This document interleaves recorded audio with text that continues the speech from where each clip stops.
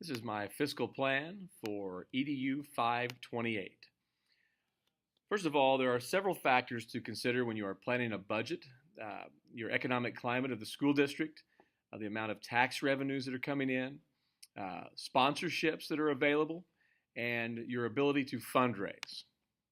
As far as the planning process goes, I think one of the best ways to control costs is to include the coaches in the planning process. Also, other stakeholders in the planning process, such as parents, and sometimes even maybe take the input of the students. I think this helps show the coaches and all people involved the difficulties with the budget.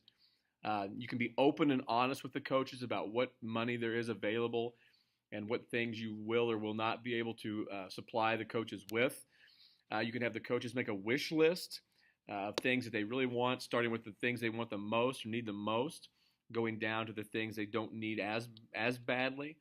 And again, I think this collaborative effort brings the input of more people and allows more people to feel like they were part of the planning process. For Lafayette High School, the best budget for us is a combination budget. And it kind of goes back to what budget is going to allow us to have the most people play sports. And I feel like my philosophy of athletics is that athletics teach lifelong lessons, and students may not get those things in the classroom. And therefore, I want to find a way to allow as many students to participate as possible. And I feel the combination budget is the way to do that at Lafayette. And some of the reasons is the north side, we call it North Side Pride, the north side of St. Joe, they have a strong sense of community. It is a fairly low-income community. 64% of the students are qualified for free and reduced lunch. And our administrators feel like that number is probably more like 80%. The 64% are the ones that have actually signed up. But the people are very, very supportive of the programs. And the way we have the combination budget that we have here, that we already have, is we have two funds. We have a SJSD fund, it's from the school district, and that mainly comes from the tax levy. That's money every year that's budgeted in. And it's big ticket items, things like uniforms and that sort of thing.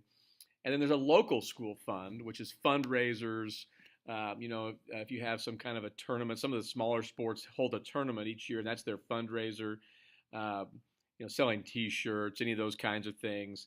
Those having youth camps, and that money can go right into the local school fund. Each sport has their own fund. Like we have a girls basketball fund, and you can use that money for whatever really you want, training items,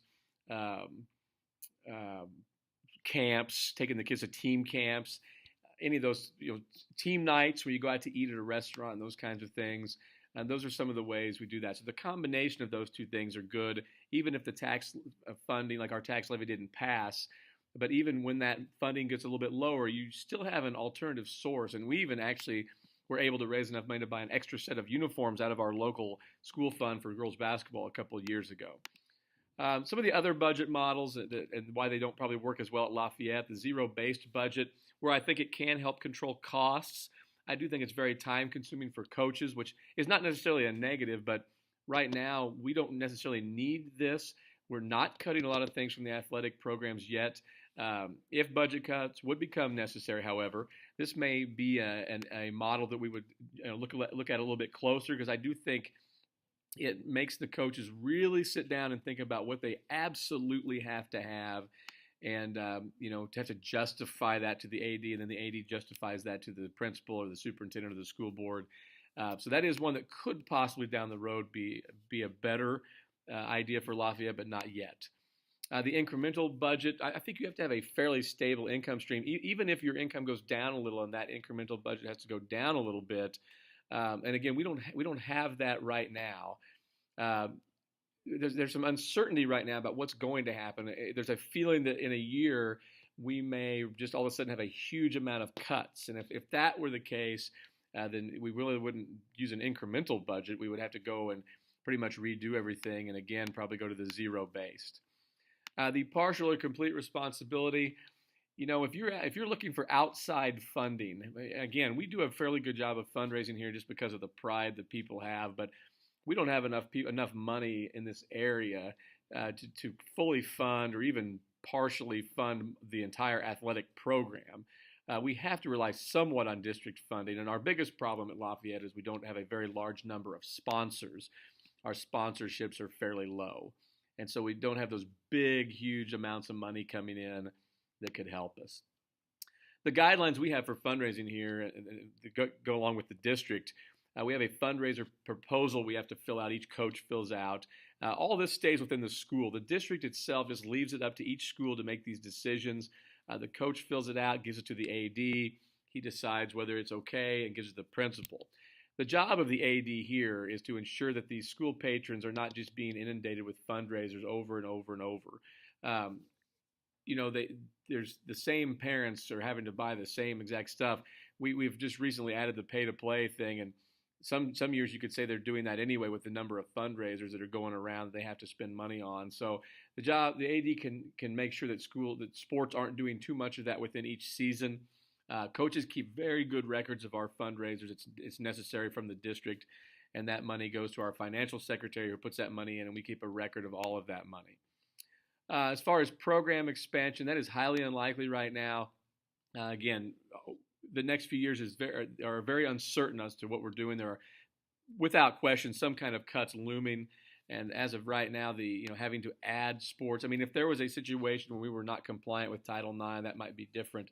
But as of right now, it would be very difficult to justify adding any kind of programs in this current economic climate. Again, our levy failed 72 to 28% back in October, November. And if it were to run again now, I think it'd be worse. I think it'd be 80-20. So adding programs right now would just be hard to justify that. In summation, the athletic director's job is to lead the athletic department in fiscal planning, in everything fiscal. Has to be collaboration to involve coaches, parents, and other stakeholders. I think the AD has to be very, very cognizant of the number of fundraisers and not, allow things to become out of control and try to keep that to a minimum. And again, I think a combination approach for Lafayette between school district funding, doing some fundraising, and some sponsors has been very successful for us and is the way that we need to keep going in the future.